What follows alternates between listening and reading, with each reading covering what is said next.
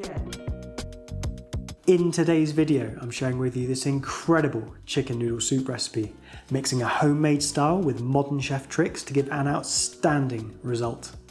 To get started, here I have a butchered chicken broken down into its different parts: the body, breasts, wings, legs, and feet.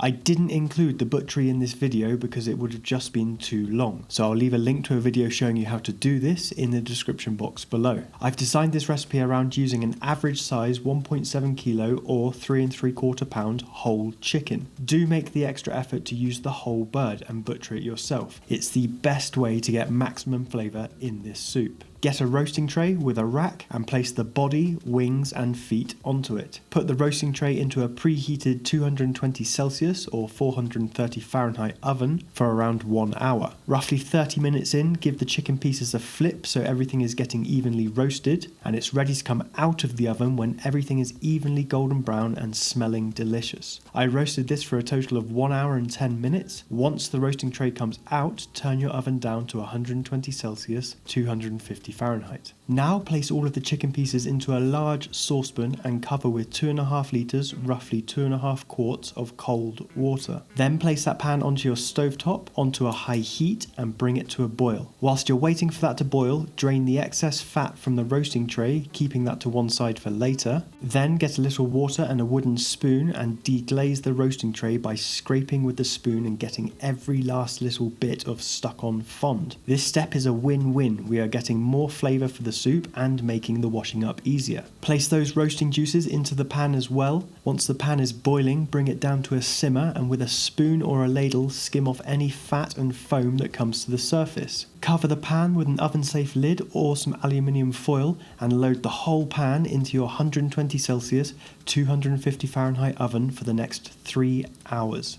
Onto the vegetables. I'm using onion, carrots and celery. For the onion, just peel off any papery skin and the first layer of flesh and give it a reasonably fine dice. I'll leave a link to a video below showing you a good method on how to do this. For the carrots, just peel them, take the tops off, then half them lengthways, then into quarters and chop them into a rough 1/2 centimetre or 1/5 of an inch dice. For the celery, just cut off the dry top end and the bottom that's a bit woody, then cut it into roughly 1 centimetre or 1/2 inch pieces. We want it to be around twice the size of the carrots. As it's a softer vegetable, it will cook a lot quicker, so don't go too small. Once you have everything prepared, it should look something like this.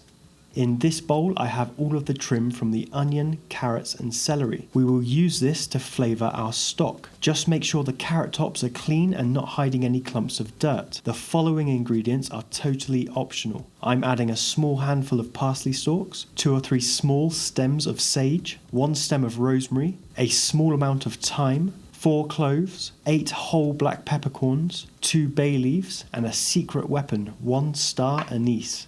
It's been 3 hours in the oven for the stock. Bring it out and skim off any fat or impurities that have come to the surface. Now add in all of the vegetable trim and aromatics and gently stir them into the stock. I'm cooking this stock for the minimum time of 4 hours in total. If you want to go for longer, you can. Just add the vegetables and aromatics for the last hour of cooking. Load that pan back into your oven. At this point, we can start building the base for the soup. Start by getting your chicken breasts and legs from earlier. Give them a generous salting all over. Leave them to sit for 10 to 15 minutes so the salt starts to get into the meat. After 10 minutes, place a large heavy bottom pot onto your stovetop and onto a medium heat. Let that heat for at least 3 minutes so it gets evenly hot. Then add in the chicken fat you saved from earlier and add in the pieces of chicken skin side down. Leave these to sit and form a crust for at least 5 minutes on that medium heat. After 5 minutes, give them a flip over. If they are stuck to the pan, just leave them for a bit longer. They will free up with time. Continue cooking for at least another 5 minutes on that medium heat, getting as much even searing on the outside of the meat as possible.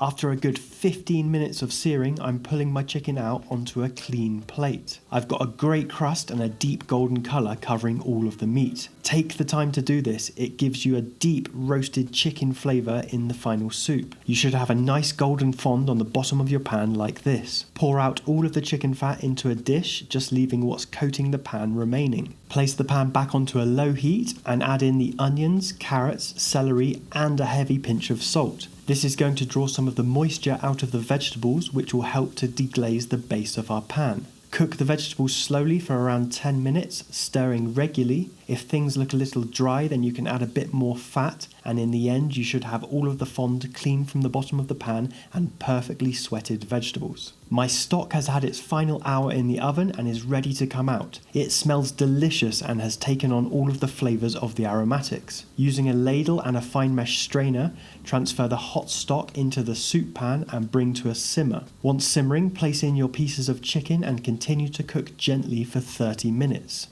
Half an hour later, get some tongs and pull the chicken pieces out onto a clean plate or tray. Then, using your asbestos fingers or 2 forks, shred the chicken meat down into bite-sized pieces. Optionally, with the skin, chop it into a fine dice. It's packed full of flavour, but its soggy texture in the soup isn't for everyone. By chopping it small like this, we get the flavour without the texture, as it will just melt into the soup.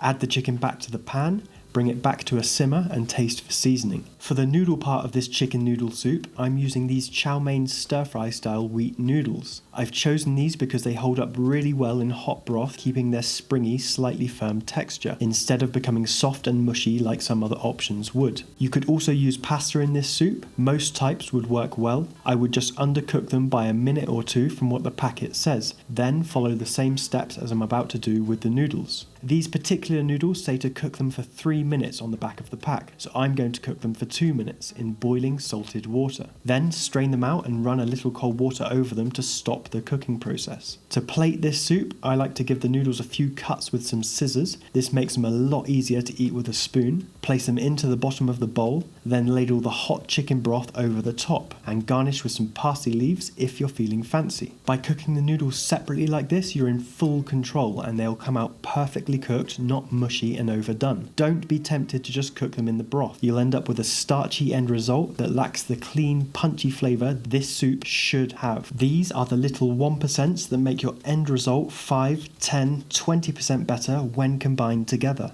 Go make this soup for your cold winter days. It's totally worth the effort. Go check this video out to learn the best way to break down a whole chicken, and I'll see you next time.